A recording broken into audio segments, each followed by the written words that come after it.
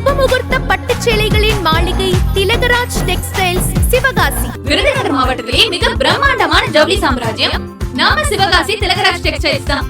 அமெரிக்காவின் 14 அம்ச அமைதி திட்டத்தை பரிசீலித்து வருகிறோம் என்று ஈரான் வெளியுறவுத்துறை தெரிவித்துள்ளது.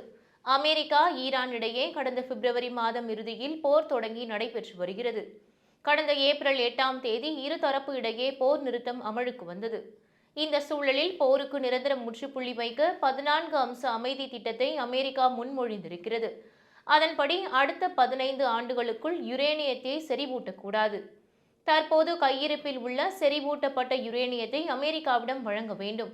ஹார்முஸ் நீரிணையை முழுமையாக திறக்க வேண்டும்.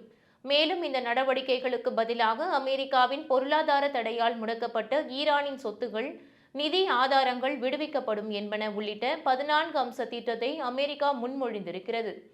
இது குறித்து ஈரான் வெளியுறவுத்துறை செய்தி தொடர்பாளர் கூறுகையில், அமெரிக்காவின் அமைதி திட்டத்தை தீவிரமாக பரிசீலித்து வருகிறோம். எங்களது முடிவை பாகிஸ்தான் மூலம் அமெரிக்காவுக்கு தெரிவிப்போம் என்றார்.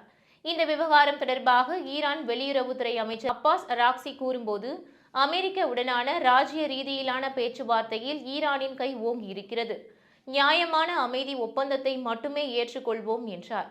சர்வதேச சட்ட விதிகளுக்கு உட்பட்ட அமைதி பேச்சுவார்த்தை மூலம் போருக்கு முற்றுப்புள்ளி வைக்க ஈரான் விரும்புவதாகவும், அதே நேரம் ஈரான் மக்களின் உரிமைகளை ஒருபோதும் விட்டுக் கொடுக்க மாட்டோம் என்றும் ஈரான் அதிபர் மசூத் பெசகியான் பிரான்ஸ் அதிபர் இம்மானுவேலிடம் தொலைபேசியில் தெரிவித்தார்.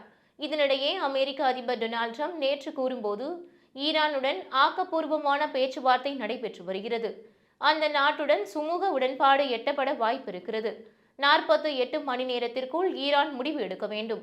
ஒருவேளை அமைதி உடன்பாடு எட்டப்படவில்லை என்றால் ஈரான் மீது மிகப்பெரிய தாக்குதல் நடத்தப்படும் என்று எச்சரித்தது குறிப்பிடத்தக்கது.